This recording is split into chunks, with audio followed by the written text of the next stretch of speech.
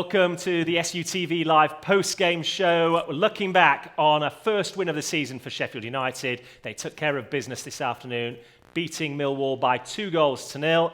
Still alongside me in the studio, I've got Deane and Kevin Gage.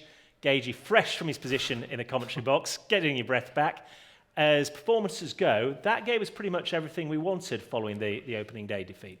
Yeah, I'm not sure I'm fresh because I'm absolutely knackered after that. I feel like I kicked every ball. But we got through it, didn't we? It was a complete game of two halves. I mean, we were so dominant and impressive in that first half. Deservedly 2-0 up, should have been obviously a bit more.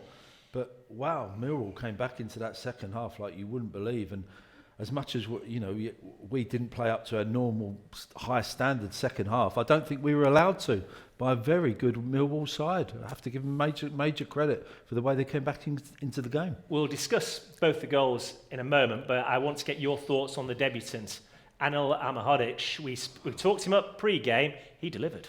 Oh, wow. I'm so pleased he had a good game. I'd egg on my face had he not. But we'd seen enough of him in the pre-season games to instantly know what a good player he was. And he just looked like he'd been a Sheffield United player for years. I mean, it's uncanny, the resemblance he has physically to Chris Basham as well. And I just thought he was absolutely magnificent. First half, we saw the best of him going forward with the powerful runs forward. Second half, we saw what he's all about defensively. Made some absolutely crucial blocks at crucial times. Got his head on things, was strong in the tackle. Just a wonderful, wonderful debut. Yeah, certainly impressive in the second half. The first half, though, was what set the platform for the Blades. 2 up by half-time. It could have been 3, but Deane, to go ahead inside 6 minutes with a goal that was very well taken by Iliman Ndiaye. Yeah. If there were any nerves, that settled them. Yeah, it did, and we spoke about how much we controlled the game in the first 30 minutes. You know, they were magnificent out there, and certainly, you know, to be 1-0 up is great. That settles everybody down. To get a second goal, albeit both goals came from poor decision-making from Millwall. You know, it's no more than we deserved. And then, you know, we had a chance to go 3-0 up, missed that. And I think that's really kind of going in at half-time. You know, if you're Paul Heckingbottom, there's still a little bit of anxiety because you're thinking, this is a dangerous position. Well, I'm going to put this to both of you. Will that be the more satisfying aspect of this performance if you're Paul Heckingbottom when you watch the tape back and reflect on it this evening with a glass of something nice, perhaps?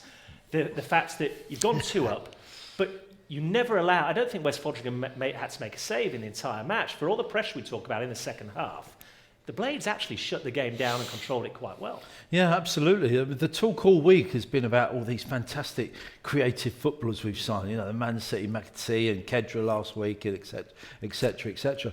It was all about the defence today. It really was. You know, the forwards did their job. The midfield did their job in the first half, creating the opportunities. But the defence was so solid and strong this afternoon, second half. Absolutely magnificent defensive performance. Brian, you've been a striker. You'll have enjoyed both the goals. You've been a manager as well since you finished playing. And from that perspective, I imagine there was a lot that you appreciated in the second 45.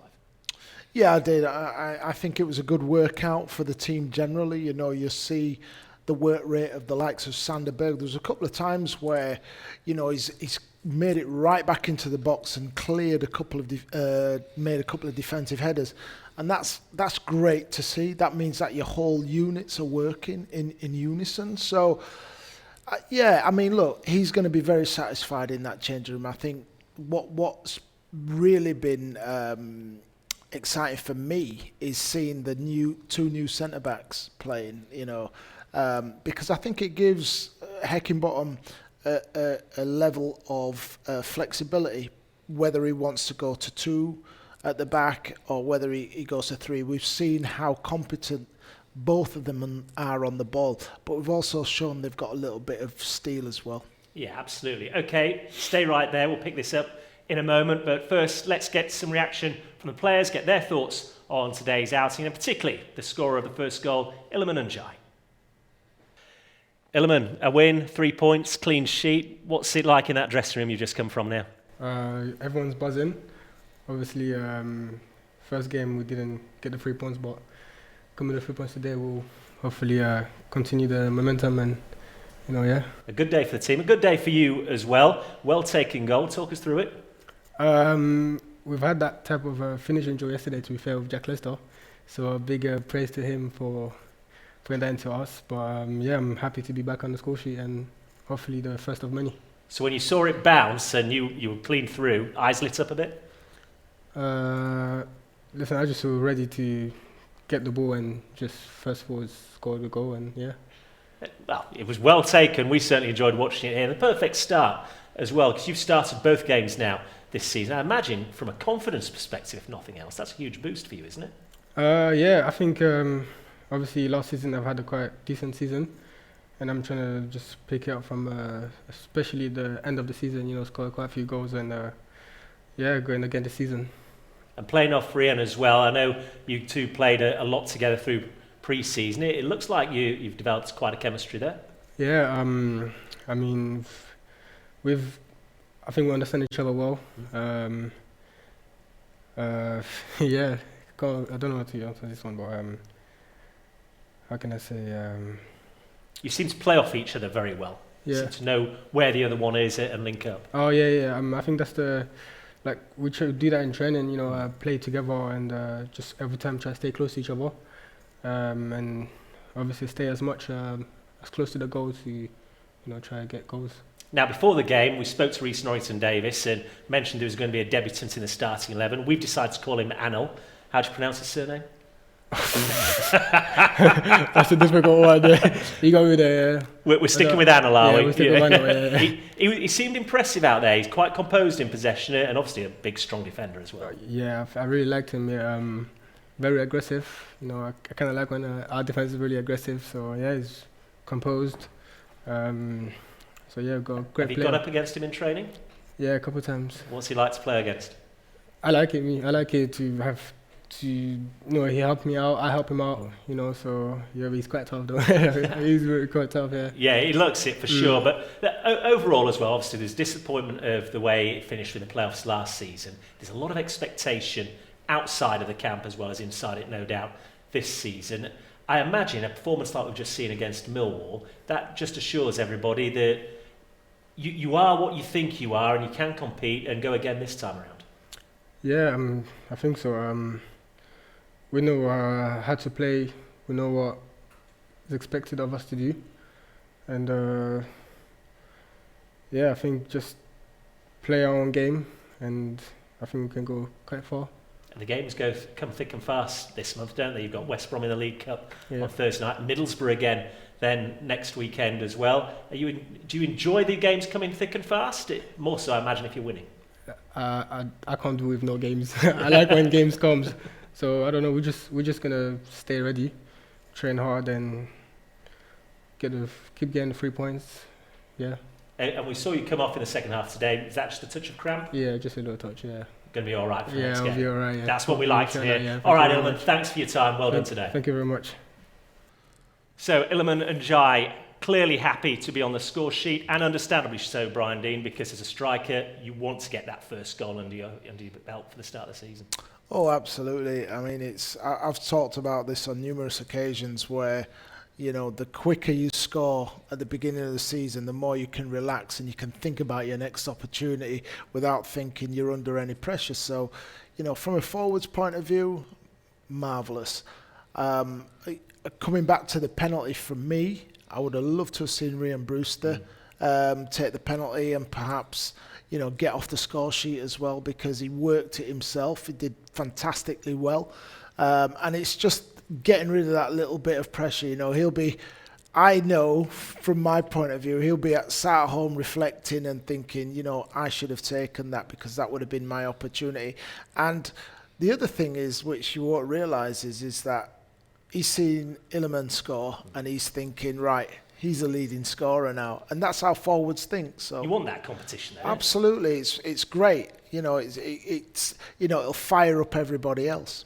Gagey, we spoke pre-game about Iliman growing as a player, and you said you felt he'd grown physically as well in the off-season. We saw an element of that in the way he took his goal.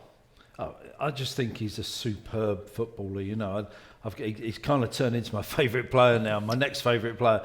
I think he's got all the attributes to be an absolutely superstar. Yeah, you know, in the future. We talked about he needs more goals in his game, and then all of a sudden, within 8 minutes, he's popped up and put that goal away beautifully. And that's just something else he's got in his game. Apart from his, his work rate and his industry and his enthusiasm, and then you've got all his technical ability and his close control and his drag backs, and he sucks defenders in and then drop of the shoulder and he's gone. I think he's just fabulous. I really do. What I found really interesting from our chat as well was when he talked about Anil. It's noticeable if you've joined us pre-game. No one could pronounce Anil's surname apart from Gage, who spent all week mastering it. But he clearly enjoys the challenge that poses. And if you're going to have that attitude, it's only going to make both Iliman and the other strikers better players, isn't it? Because he's clearly a quality player that Hecky's got into the squad. Yeah, well, the squad is littered with quality players now. We've touched on this earlier, didn't we?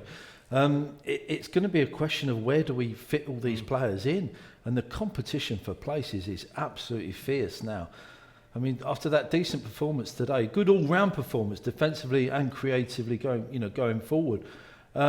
It's who do you leave out? You've got to kind of stick with the same 11, haven't you? You can't. Nice problem to have. Can't change a winning team, they always say, but.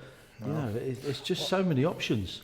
Well, that's right, and I think the other thing that you've got to realise is this is where man management comes into it, because if you do get a team and you get that stability, there's going to be people chomping at the bit, especially if they see success on the pitch. So you have to manage that situation.